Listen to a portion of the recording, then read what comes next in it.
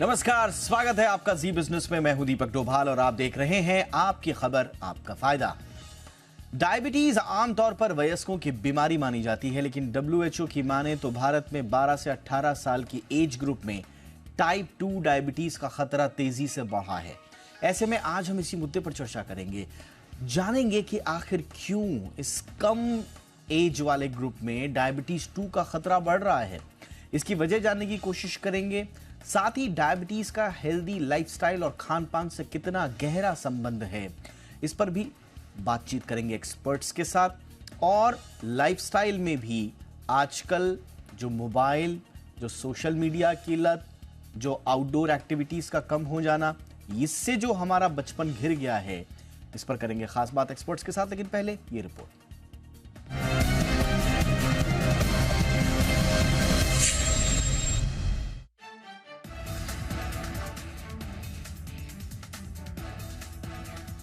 तेजी से बदलती जीवन शैली और बेतरतीब खान-पान ने डायबिटीज के खतरे को बढ़ा दिया है। एक आंकड़े के मुताबिक देश में शुगर के मरीजों की संख्या 10 करोड़ के पार है, जबकि 13.5 करोड़ लोग प्री डायबिटिक हैं।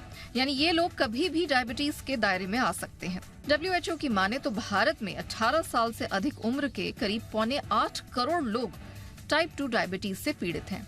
लेकिन इससे भी बड़ी चिंता ये है कि अब बच्चे, किशोर और युवा भी इस बीमारी की चपेट में तेजी से आ रहे हैं। खासकर 12 से 18 साल के एज ग्रुप में टाइप 2 डायबिटीज का खतरा तेजी से बढ़ा है, जो वाकई चिंता की बात है। पहले टाइप 1 और टाइप 2 डायबिटीज को समझने की जरूरत है। दरअसल टाइप 1 डायबिटीज एक प्रकार की ऑटो इम्यून बीमारी है, जिसकी वजह अनुवांशिक होती है। ये पेरेंट्स के जरिए बच्चों में आती है। लेकिन टाइप 2 डायबिटीज खराब लाइफस्टाइल और खानपान से जुड़ी बीमारी है, जिससे बॉडी का मेटाबॉलिज्म प्रभावित होता है। खासकर इसकी एक बड़ी वजह मोटापा मानी जाती है। टाइप 2 डायबिटीज में इंसुलिन या तो बॉडी में पर्याप्त मात्रा में बन नहीं पाती या फिर बॉडी इसका ठीक से इस्तेमाल नहीं कर पाती है। जाहिर है, खानपान में जंक फूड की अधिकता, खराब लाइफस्टाइल और फिजिकल एक्टिविटी में कमी ने युवाओं में टाइप 2 डायबिटीज के खतरे को बढ़ाने का काम किया है। ऐसे में युवा मोटापे का शिकार हो रहे हैं। फिलहाल टाइप 2 डायबिटीज के लक्षणों को समझना बेहद जरूरी है। जब ब्लड शुगर लेवल बढ़ जाता है, तब किडनी ब्लड से ज्यादा शुगर फिल्टर करने की कोशिश करती है। ऐसे में बार बार पेशाब आने की शिकायत बढ़ जाती है। वहीं ज्यादा पेशाब होने के चलते प्यास भी ज्यादा लगती है। ज्यादा भूख लगना और थकान महसूस होना भी टाइप 2 डायबिटीज के लक्षण हैं। वहीं टाइप 2 डायबिटीज में ब्लड से ज्यादा शुगर से आंखों की नसों पर बुरा असर पड़ता है और आंखों से धुंधला दिखने लगता है। वहीं किसी घाव का जल्दी नहीं भरना, स्किन पर काले धब्बे पड़ना, खुजली होना जैसे लक्षण अगर दिखें तो तत्काल शुगर की जांच करानी चाहिए, क्योंकि ये टाइप 2 डायबिटीज के लक्षण हो सकते हैं। टाइप 2 डायबिटीज से बचना है तो सॉफ्ट ड्रिंक और पैकेज जूस जैसे शुगर बेस्ड ड्रिंक से बिल्कुल परहेज करें। प्यास लगने पर पानी पिएं। वहीं रोजाना एक्सरसाइज से इसे रोका जा सकता है।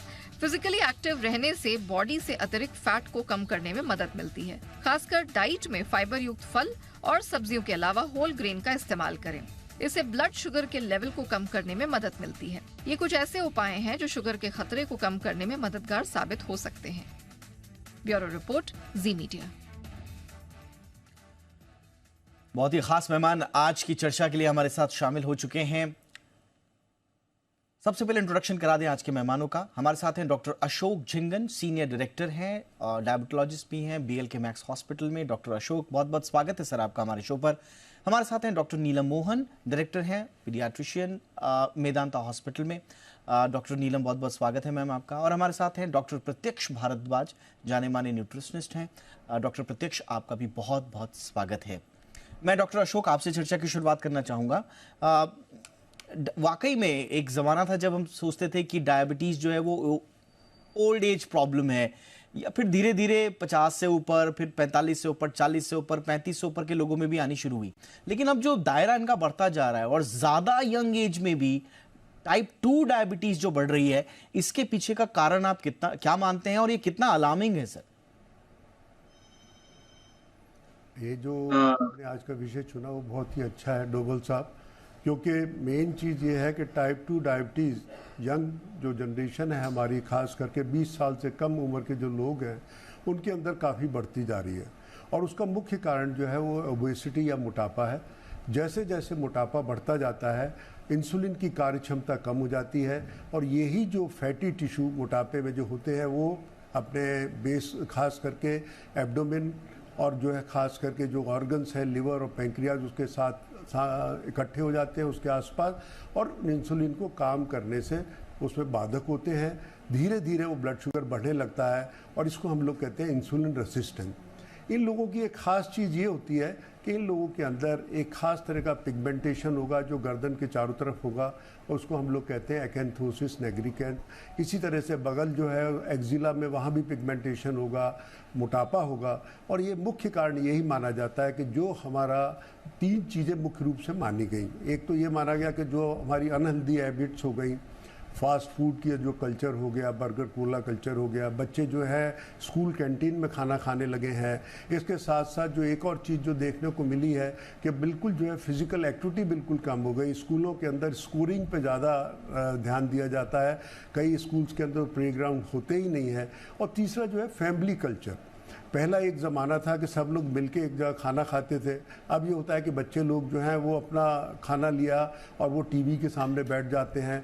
कई बार उनको जो है मेन जो हेल्दी फूड है वो अच्छा भी नहीं लगता और वो अक्सर जो है पोटैटो चिप्स या और कोई ऐसी चीज़ें लेते हैं जिसकी वजह से धीरे धीरे वजन बढ़ जाता है। आपने वास्तव में बहुत अच्छा कहा, क्योंकि इस समय हम अगर बात करें तो दिल्ली के अंदर ही अगर हम ओबेसिटी या मोटापे की बात करें तो 20 से 28% बच्चे ऐसे हैं जिनके अंदर मोटापा है और यही बच्चे आगे चल के डायबिटीज़ के शिकार होंगे। आज की जो स्थिति है जिसमें से आधे बच्चे वो हैं जिनको हम लोग कह सकते हैं प्री डायबिटिक। इनके अंदर मतलब ये है कि अभी से इंसुलिन की कार्यक्षमता कम है, इंसुलिन का रेसिस्टेंस है और इसकी वजह से इनके अंदर जो है जो नॉर्मल जो मापदंड है कहा जाता है कि 126 खाली पेट की शुगर होनी चाहिए और 180 खाना खाने के बाद होती है, तो इसमें 170, 175, 100 उसके आसपास रहेगी। मतलब जो नॉर्मल लेवल को नहीं टच करती लेकिन उसके आसपास रहती है। इसीलिए इन लोगों को हम लोग कहते हैं प्री डायबिटिक या इम्पेयर्ड फास्टिंग ग्लूकोज। मतलब इन लोगों के अंदर फास्टिंग शुगर जो है वो थोड़ी ज़्यादा रहती है। सबसे बड़ी विडंबना यही है कि यही लोग आगे चल के इस बढ़ी हुई शुगर की वजह से, क्योंकि ड्यूरेशन लंबी रहेगी, अगर जल्दी उम्र में डायबिटीज़ हो गई तो आगे चल के जटिलताएं होने के भी चांसेस बहुत रहेंगे। और इसकी जो शुरुआत होती है वो मदर से ही शुरू आती है। हम ये नहीं कह सकते कि बाद में हुई। मदर ही आप देखो तो प्रेगनेंसी के अंदर बहुत ज़्यादा उनका वजन ज़्यादा होता है, उनको जिनको ब्लड शुगर ज़्यादा होता है, जिनका BMI प्रेगनेंसी में बहुत ज़्यादा हो, प्री नेटल अगर उसके अंदर में उनको जो है खाना जो है ऐसा मिले जिसके अंदर पौष्टिक पदार्थ कम हो। और इसके साथ साथ एक जो नया चलन है ब्रेस्ट फीडिंग कम समय दिया जाता है ब्रेस्ट फीडिंग के लिए, इसलिए इन लोगों के अंदर भी चांसेस हो जाते हैं। ये आपने जो लास्ट टॉपिक बताया सर, इस पर मैं चाहूंगा कि थोड़ा सा अलग से हम इस पर डिस्कशन करें, क्योंकि ये एकदम आउट ऑफ द बॉक्स, बाकी सब तो हमने सुने थे, थोड़ा थोड़ा हमको आइडिया भी था, लेकिन ब्रेस्ट फीडिंग कम होने से क्या उनको आगे चलकर वो ज्यादा संवेदनशील हो रहे हैं? इस पर डॉक्टर नीलम भून की मैं टिप्पणी जरूर लेना चाहूंगा। डॉक्टर नीलम, कितना आप इससे सहमत है ma'am? Actually, clear cut studies have shown दो चीजें जो बच्चों में, वन इज जो बच्चे प्री टर्म पैदा होते हैं, pre term low birth weight, these people को, ये बेबीज को भी बहुत प्रीडिस्पोजिशन होता है आगे जाके डायबिटीज होने का।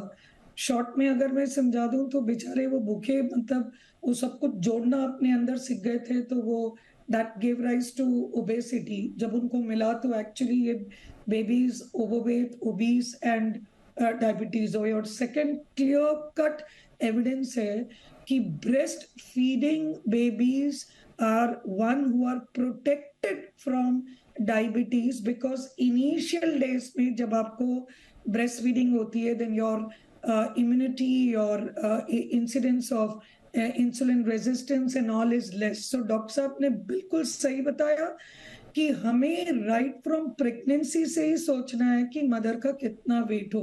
इनफैक्ट अगर आप एक सही ऑब्स्टेट्रिशियन के पास जाएं तो मदर की जो वेट होता है, उसको जो मदर का BMI है उसके हिसाब से हम बता सकते हैं कि आपको कितना वेट गेन होना चाहिए। अगर एक मदर ऑलरेडी ओवरवेट ओबीस है तो जरूरी नहीं है कि उसको 15 किलो का वेट होना चाहिए, उसको 7 से 10 किलो का weight is more than enough. So based on the weight of the mother हम आपको सजेस्ट करेंगे कि what is an ideal weight gain.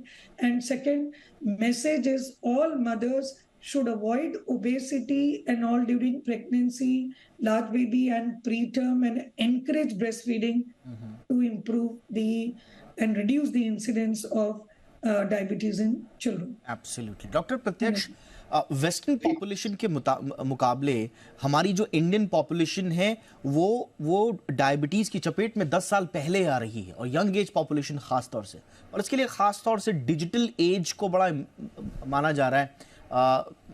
किस तरह से चेंजेस आ रहे हैं डिजिटल? देखिए दीपक जी, मैं एक चीज कहूंगा कि डायबिटीज बच्चों में आना, टाइप 2 डायबिटीज का बच्चों में आना है बड़ी गंभीर समस्या है, और इसके पीछे ना कहीं हम लोग खुद पेरेंट्स भी जिम्मेदार हैं। क्योंकि होता क्या है कि बच्चे अगर जो कुछ खाने का मन है, जॉइंट फैमिलीज में मैंने अक्सर देखा है, क्योंकि देखो 16 साल से मैं वेट रिडक्शन कर रहा हूँ लोगों की, तो मैंने क्या देखा है कि लोगों में क्या होता है कि एक पेरेंट्स मना कर देंगे सपोज नहीं खाना, घर का दूसरा सदस्य उन्हें वो चीज दिला देगा।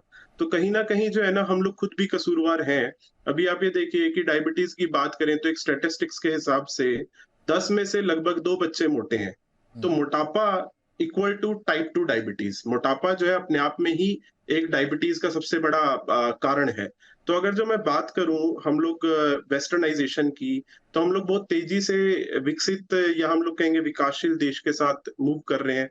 पैसा लोगों के पास बढ़ रहा है, खुशियों का मतलब लोग खाने से समझते हैं, ज्यादा खाना ही कहीं ना कहीं एक खुशी का कारण समझा जाता है। अगर जो मान लो सपोज बच्चा पास हो गया, तो उसे जो है हम लोग बजाय कोई चीज देने के हम लोग उसे खाने की चीज देंगे, तो वो भी एक कारण कहीं ना कहीं जो है ओबेसिटी का है। और दूसरी बात, जब तक हम खुद ही नहीं रिड्यूस होंगे, जब तक हम ही नहीं डिसिप्लिन्ड होंगे, तब तक हम बच्चों को क्या सिखाएंगे। तो मैं समझता हूँ कि पहले तो जैसा डॉक्टर साहब ने बताया कि मदर्स का पतला होना बड़ा जरूरी है, मदर्स ओबेसिटी के कारण को समझे, और उसके बाद अपने बच्चों को भी एक डिसिप्लिन लाइफस्टाइल दे। बाहर का खाना बुरा नहीं है, पर रोज बाहर का खाना या इनएक्टिविटी यानी कि व्यायाम ना करना, एक्सरसाइज ना करना, ये अपने आप में एक बहुत बड़ा कारण है टाइप 2 डायबिटीज के बढ़ने का, जिसकी वजह से आप ये देखो कि आने वाली जनरेशन अगर जो हम लोग कहें तो बड़ी तेजी से डायबिटीज की तरफ बढ़ती जा रही है। लोगों को डायबिटीज ना होते हुए भी टाइप 2 इंसुलिन के सिम्टम्स होते हैं। अगर जो हम लोग देखें HbA1c भी ठीक आ रहा है मरीज का जो है रूटीन का शुगर लेवल भी ठीक आ रहा है, but still they can not gate results, फिर भी जो है वो वजन नहीं घटा पा रहे। उसका कहीं ना कहीं कारण क्या है कि इंसुलिन रेजिस्टेंस बॉडी में बढ़ता जा रहा है। एब्सोल्युटली। और पिछले अगर कुछ सालों में अगर आप देखेंगे तो 20 से 25 साल का उछाल आया है, खास तौर से 14 से 25 साल की उम्र में ये जो डायबिटीज का एक प्रॉब्लम है, खास तौर से टाइप 2 का। ये क्यों इंपॉर्टेंट है? इसलिए इंपॉर्टेंट है, ये सिर्फ एक मेडिकल कंडीशन नहीं है बच्चों के लिए, ये हमारे देश की सबसे प्रोडक्टिव एज ग्रुप है, एक जो आगे चलकर इस देश को आगे बढ़ाएगा, इकोनॉमी में अपना योगदान देगा। और अगर वो पहले से प्री डायबिटिक हो रहा है या फिर आगे चलकर वो डायबिटीज की चपेट में आ रहा है, तो ओवरऑल हमारे देश की प्रोडक्टिविटी पर भी इसका असर पड़ता है। इसलिए खास तवज्जो इस एज ग्रुप को देना बहुत जरूरी है। कैसे बचना है, क्या करना है, एक छोटे से ब्रेक के बाद इस पर चर्चा। हेल्दी लाइफस्टाइल, बैलेंस्ड न्यूट्रिशन और फिजिकल एक्टिविटीज कितना इंपॉर्टेंट होंगे, इन 3 चीजों का त्रिकोण डायबिटीज के क्योर में। तो यंग पॉपुलेशन डायबिटीज की चपेट में आ रही है, इसका क्या कारण है और क्या निदान, इस पर बातचीत कर रहे हैं हम खास मेहमानों के साथ। डॉक्टर अशोक, किया क्या जाए? कुछ रिस्क फैक्टर तो आपने बताए जिन पर ध्यान देने की आवश्यकता है, लेकिन एक सेंस ऑफ इग्नोरेंस हमारा बहुत रहता है, और ख़ास तौर से जब हम यंग एज में होते हैं, ख़ास तौर से स्कूल गोइंग चिल्ड्रन या फिर कॉलेज गोइंग जो यंगस्टर्स हैं, उनकी लाइफस्टाइल के प्रति हमारी एक तरह से स्वीकारोक्ति भी होती है कि इस एज में अगर थोड़ा सा इस तरह की लाइफस्टाइल नहीं जिएंगे तो कब जिएंगे, इस तरह की भी प्रवृत्ति होती है। तो कैसे इस सोच पर आप क्या टिप्पणी देंगे, इसको ठीक कैसे किया जाए सर? देखिए, ये जो इसमें सभी का उतना ही रिस्पॉन्सिबिलिटी या सबका योगदान रहना चाहिए। सबसे पहले तो पेरेंट्स के उसमें है कि हम लोग घर पे अगर खुद भी उसी जो आदत को अपनाएंगे, हम खुद अगर हेल्दी डाइट करेंगे तो बच्चे भी उसी को फॉलो करेंगे। मैंने एक स्टडी भी की थी दिल्ली के स्कूल्स के अंदर, गवर्नमेंट की भागीदारी स्कीम के अंदर, तो मैंने यही देखा था कि बच्चे जो है जो 3rd क्लास में जब जाते हैं उनमें इन खानों के प्रति रुचि कम होती है, लेकिन जब वो 5th क्लास में पहुंच जाते हैं तो ऑलरेडी उनको इतनी हैबिट हो जाती है कि उसके बाद अब उसको चेंज नहीं कर सकते। तो जो भी चेंज लाना पड़ेगा वो स्कूलों में लाना पड़ेगा, और वो भी 3rd क्लास में जो है जब वो एंट्री करते हैं तो पेरेंट्स का स्कूल के टीचर्स का, पूरे स्कूल की अथॉरिटीज़ का एक पूरा योगदान चाहिए कि ये हेल्दी डाइट है। इस हेल्दी डाइट को अगर तुम अपनाओगे तो आगे चल के तुम्हारा अच्छा विकास भी होगा, तुम्हारा दिमाग भी अच्छा रहेगा, तुम अच्छी तरह एजुकेशन में भी कर पाओगे, क्योंकि फिजिकल अगर आपकी फिटनेस है तो आप हर चीज़ में ठीक कर सकते हैं। दूसरा जो मेन है खान पान के अंदर जो होना चाहिए, हम लोग जैसा अभी डॉक्टर साहब बता रहे थे और हमारे डाइटिशियन साहब ने कहा कि हम खुद ही उसको प्रोत्साहन करते हैं। हम लोगों के अंदर एक कल्चर बन गया है कि वीकेंड में बच्चों को ले जाके फास्ट फूड के लिए ले जाएं या बाहर आउटिंग के लिए कराएं, तो ये भी हम लोग उनकी आदत एक तरह से ख़राब करते जा रहे हैं। तीसरी चीज़ ये है कि माँ बाप को हमेशा स्कोरिंग पे या अच्छी सिर्फ जो स्कोर आने चाहिए उसी पे ज़्यादा जोर नहीं देना चाहिए, ओवरऑल डेवलपमेंट पे होना चाहिए। आपने देखा होगा आजकल अक्सर बच्चों के अंदर बहुत हाई नंबर के एस्पेक्ट्स होते हैं और फिजिकल ग्रोथ कम होती है। हम बहुत खुश होते हैं कि हमारे बच्चे बहुत मोटे हैं, वो इनफैक्ट दैट इज़ दी, वहाँ से हमको खास ध्यान रखना चाहिए कि ऐसा ना हो। रेगुलर उनको खुद भी जाएं, वीकेंड पे बच्चों के साथ अगर हम पार्क में जाएं, हम वहाँ बैठें, बच्चे अच्छी तरह से उसमें खेलें, उनको प्रोत्साहन दें एक्सरसाइज के लिए। 10% अगर ये लोग अपना वेट कम कर लेते हैं तो इन लोगों के अंदर आगे चल के डायबिटीज़ होने के चांसेस कम होंगे। हम जिस ग्रुप की बात कर रहे थे प्री डायबिटीज़ की, अगर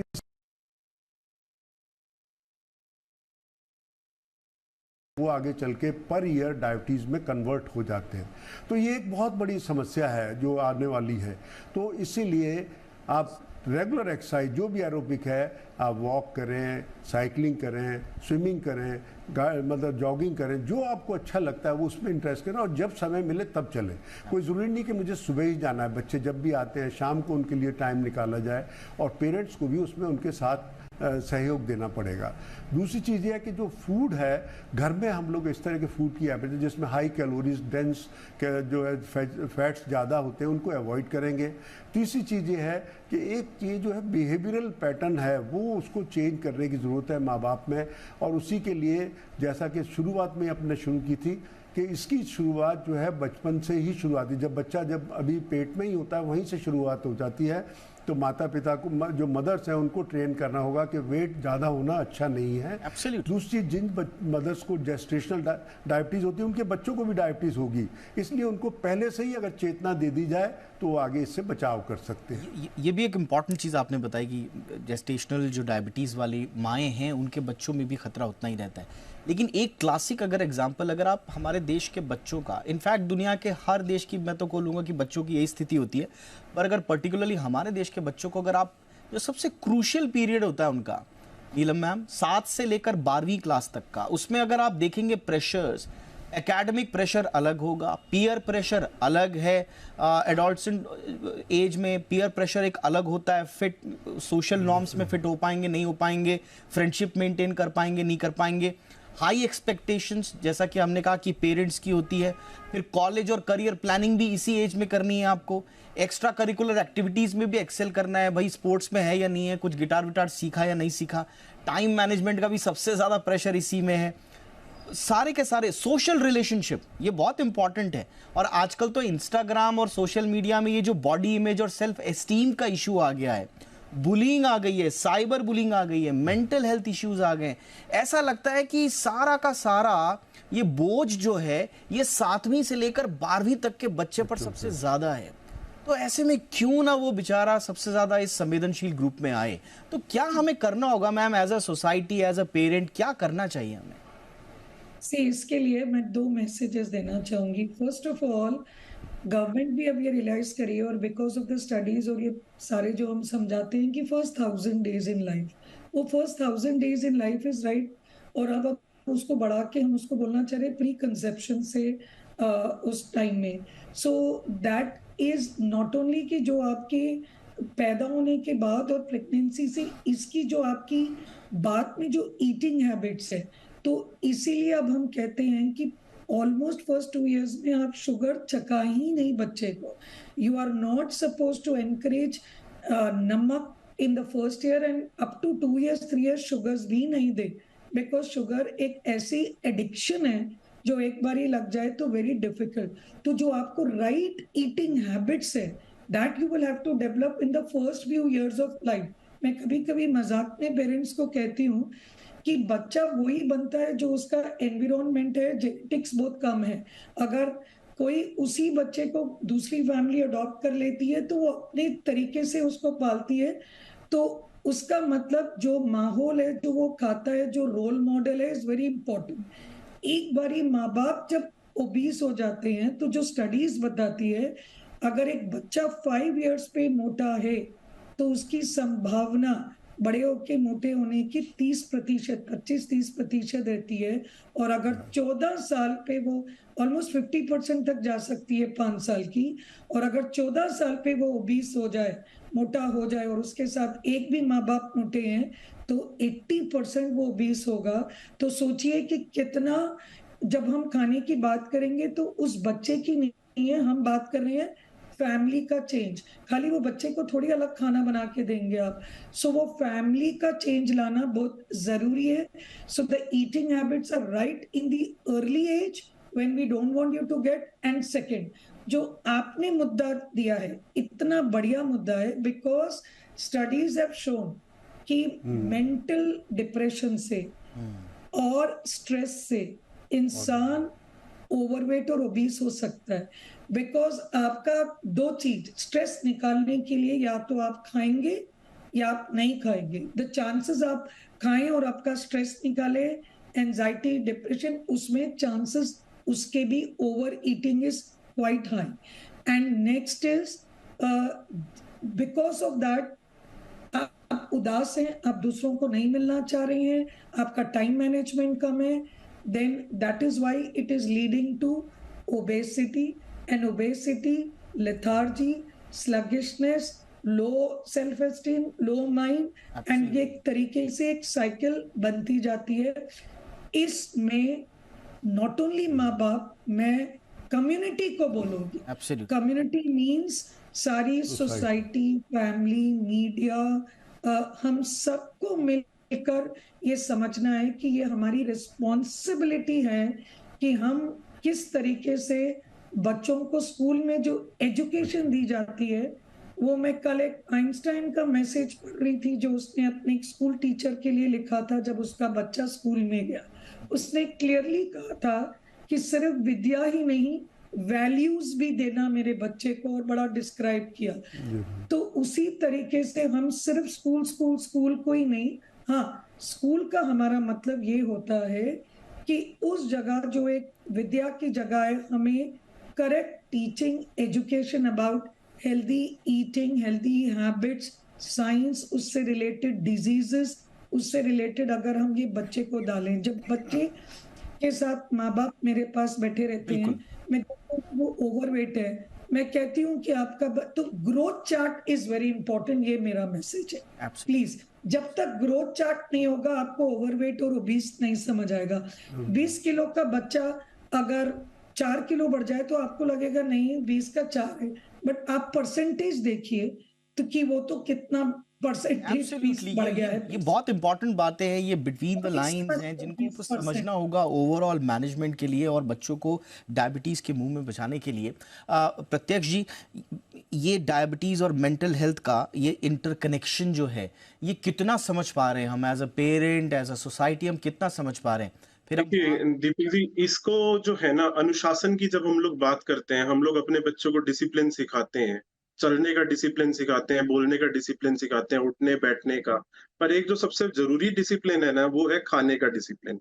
खाने का डिसिप्लिन जो है, यानी कि अनुशासन, भोजन में भी उतना ही जरूरी है जितना जिंदगी की बाकी चीजों में जरूरी है। वो कैसे कि अगर जो मान लीजिए, ठीक है, मैं जैसा भी मैंने पहले भी कहा कि खिलाना गलत नहीं है, पर ओवर ईटिंग कराना गलत है। मैंने अक्सर देखा, अगर जो मैं फैक्ट्स की बात करूं, तो अक्सर पेरेंट्स मेरे पास जब आते हैं बच्चों के लिए कि जी मेरा बेटा मोटा है और हम उसे मना करते हैं कि जी चीनी मत दो, तो पेरेंट्स को गलतफहमियां ही बड़ी ज्यादा है। पेरेंट्स को, जैसा डॉक्टर साहब ने कहा कि एजुकेशन के अंदर डालना सब्जेक्ट बड़ा जरूरी है, that is very correct, parents को गलतफहमियां क्या है कि अगर जो मीठा नहीं देंगे तो कहीं शुगर लेवल तो डाउन नहीं हो जाएगा। उन्हें लगता है कि शायद शुगर लेवल शुगर से ही मेंटेन होता है। उन्हें लगता है कि शुगर नहीं देंगे तो डायबिटीज तो नहीं हो जाएगी। तो ऐसी बहुत सारी गलतफहमियां पेरेंट्स को होती हैं और वो कहीं ना कहीं हमारे एजुकेशन, देखिए आने वाली पीढ़ी बहुत तेजी से ग्रो कर रही है, बहुत तेजी से अच्छा पढ़ भी रहे हैं, पर कहीं ना कहीं हमारी जो पिछली पीढ़ियां हैं उनमें मैं देखता हूँ काफी सारे डिमेरिट्स हैं।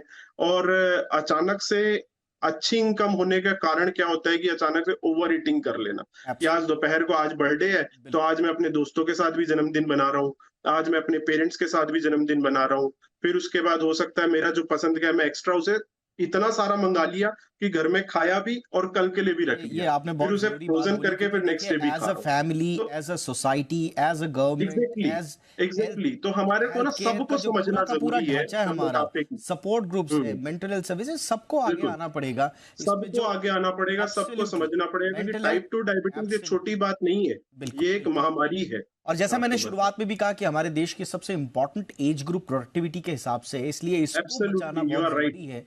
बिल्कुल ठीक। बहुत बहुत शुक्रिया आप तीनों का वक्त निकालने के लिए। डॉक्टर प्रत्यक्ष, thank you so much sir. Doctor Neelam, thank you so much ma'am. Doctor Ashok Jhingan, बहुत बहुत शुक्रिया सर आपका। आपकी खबर आपका फायदा में इतना ही।